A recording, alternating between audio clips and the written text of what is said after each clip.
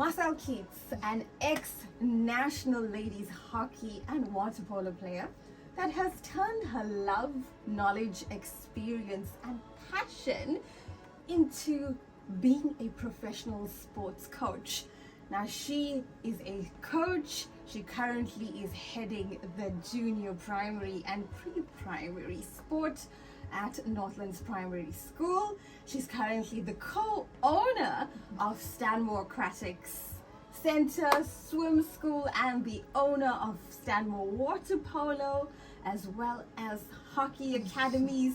She's the head of the Riverside Hockey Club, to name some of her attributes. She's the technical director of the girls hockey program. Marcelle Keet, welcome to Game On, Keeping It Real. Oh, thank you so much for having me. I think you are doing such an amazing thing for women in sport, and I'm honored to be here chatting to you. Well, you have such wealth of your career behind you, Marcelle.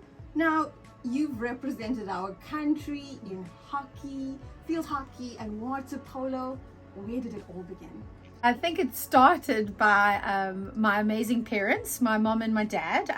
I think we were dragged around to the hockey field, the swimming pool, the water polo pool. I mean, you name it, we were dragged around to every sports opportunity that we got. Yes. And both my parents are involved in a lot of sport. I have two other sisters too. So there's three girls in the family, so I think they were quite smart at keeping us busy on the sports field, in the water polo pool, in the swimming pool, on the diving boards, you name it, down at the beach. I mean, the hockey field. So it's definitely in the family, and I think that's how we were brought up and nurtured around sport. Our family life is a lot of exercise and health and activity, and so it was kind of it was in our genetics, I think. Now, you've had many accolades to your career, many outstanding achievements. Which one would you say is the best? Oh, so I am so grateful. I have had some amazing experiences and opportunities with playing South Africa hockey and water polo. One of the most standout achievements and moments, like most memorable moment, would have to be FINA World Champs. I think it was 2009, if I'm not mistaken. We went to Rome, and all three Keet sisters were part of that team. Wow. So my older sister is Leanne Keet. She was number 8 in the team. Then there was my younger sister, Samantha Keet. She was number 9 in the team. And then there was me, Marcelle Keet, number 10 in the team. So we all represent South Africa that year at FINA World Champs. And it was absolutely so special. We stood up, and before water polo, you line up and you sing your anthem, same as all sports. But when they call out your number, and then you acknowledge the crowd, and it goes like number 8 Keet, and then it was number 9 Keet, and then number 10 Keet.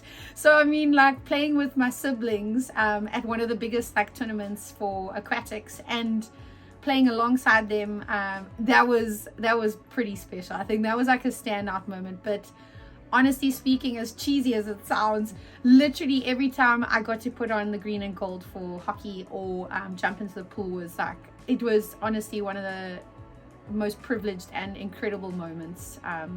So every single one of them has been memorable for me. It's so heartwarming, and it's such a family moment, and I hope you have a picture of that. We do. Now, you are a working mom. How do you juggle both? Yeah, so I have a beautiful little boy, Morgan. He's 7 years old. He is actually the most incredible little guy you have ever met. He is completely sports mad. You see, the life cycle continues. I'm very grateful for him, and I don't know how I juggle it, but I think with the background that I've had and being like a sportswoman, you learn to know how to handle your time and manage your time, and you learn how to handle the chaos.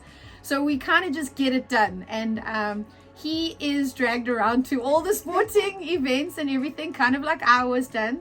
And he is an incredible little chap. He's very patient with me too, very proud of his mom, I think, too. But I have amazing family support. My parents are incredible. If I have to go to overseas for an event with the SA hockey team, my mom and dad come in and they look after Morgie. And my sister is also, she lives here in Durban with me. She's also a huge support base.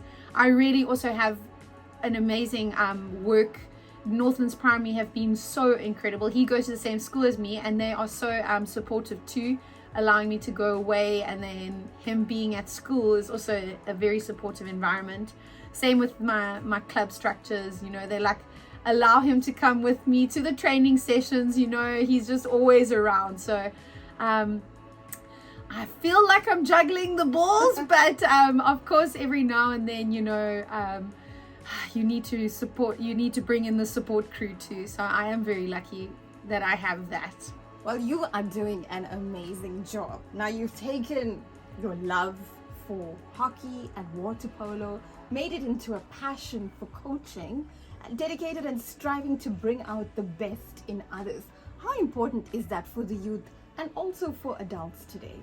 So I think the reason why I am coaching and I am involved in the structures now in management, and it is because me myself as a youngster coming through the system and having that impact of the coaches I've had through my years and my careers. I think because I've had such support and amazing career in my life, I want to give that back to the youth and the talent and the kids coming through today. So it is a massive passion for me. I look out at all our you know, women in sport and our girls in sport, and I'm just so inspired every single day.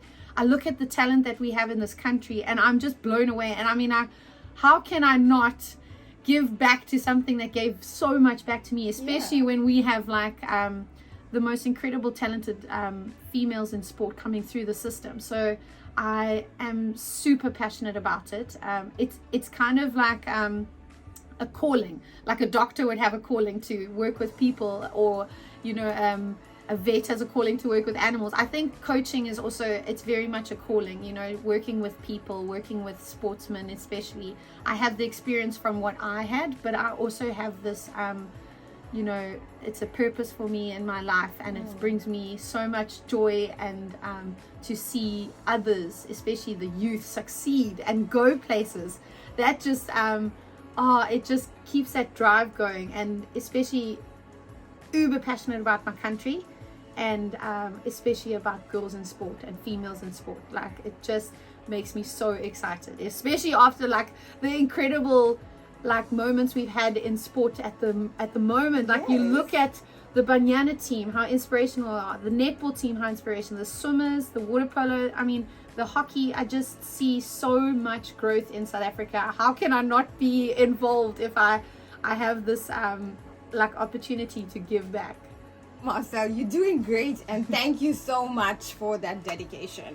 And you look great. What does your fitness regime look like? I mean, my fitness regime as a 7-year-old mom, I don't get much time, but I must say though that when you have a 7-year-old, you are kept on your toes for sure. I think working at Northlands Primary, it's a primary school, and I do a lot of the phys ed lessons. I head up like the JP, so that is like from 3-year-olds to maybe 10-year-olds. So you're on the field with them. They have so much energy. They bring me so much joy. They keep me on my toes as well, keep busy. I think it's also part of our lifestyle. And I mean, me as a coach, I want to be a good role model for all the girls that I'm coaching, the guys that I'm coaching, the females that I'm coaching. You know, I want them to see a coach that is still active, still fit, still healthy, still strong. And I want to be a good role model to my son too.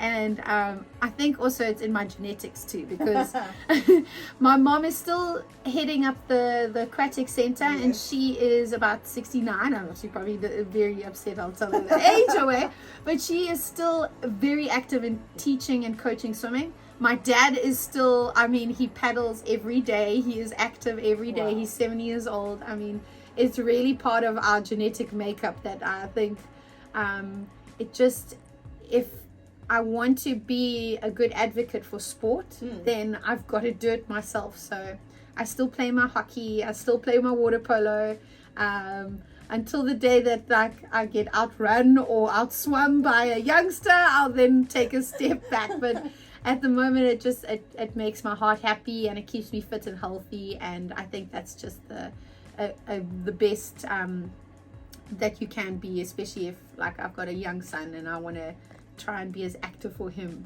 for as long as possible. It's Women's Month. What piece of advice do you have for all women out there? So, what an awesome month that we have.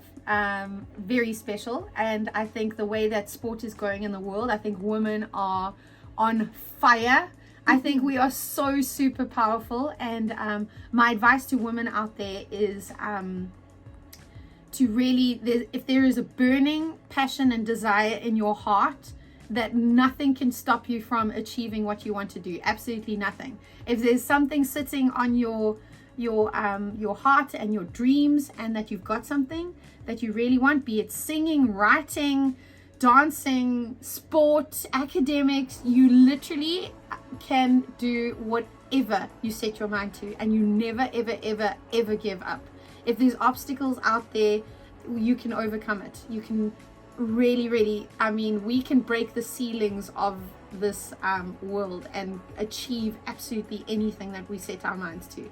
And every single little girl out there that has a little dream, that I really they can achieve absolutely anything that they want if they are going to put the work in and never give up. Before I say goodbye to you, I have a fun fire rapid Q&A that I play with all my guests. So, are you ready? Ready? Let's do this. Okay. Favorite sports personality to have dinner with? Oh, there's so many. But I would have to say I would love to have dinner with a whole table of them. I'm going to choose Serena Williams. I would love to have dinner with her. She's unbelievable. She's incredible. I'd love to have dinner with Sia Kolisi. He's my son's favorite, absolute favorite. Roger Federer, Lionel Messi. I mean, there's so many incredible like athletes that I would table. I honestly, there's so many people that I would love to sit down with and just speak to. There's probably a few I'm missing, but I'll come back to you on them as well. Have to ask, hockey or water polo? Oh, that's a tough one. You know what I keep saying, and I really do encourage all girls out there and all sportswomen and men out there to do as much sport as possible, because and I'm speaking from like a national point of view, that the two sports gave me so much, and as the one sport was really it was quite hard to do. So say for hockey, I really had to work hard in hockey, and if things weren't going too well, I always had the water polo to fall back on, and if water polo wasn't going too well, I had the hockey. Both of them I had to work super hard for, but they were such two different sports, and I had two families, so it's like you're telling me to choose between two sisters. The two sisters, I can't choose between them, because water polo brought me so much. I had such incredible friendships from there. It's such a different sport there. And then you have the hockey, where I have a sisterhood from hockey, and that sport also brought me so much. So it's like you telling parents to choose between their siblings. I can't choose them both. Okay, but I am so grateful that I got to be able to represent both at the highest level, and I do encourage everybody to see if they can do that. Pet hate. Pet hate. That would have to be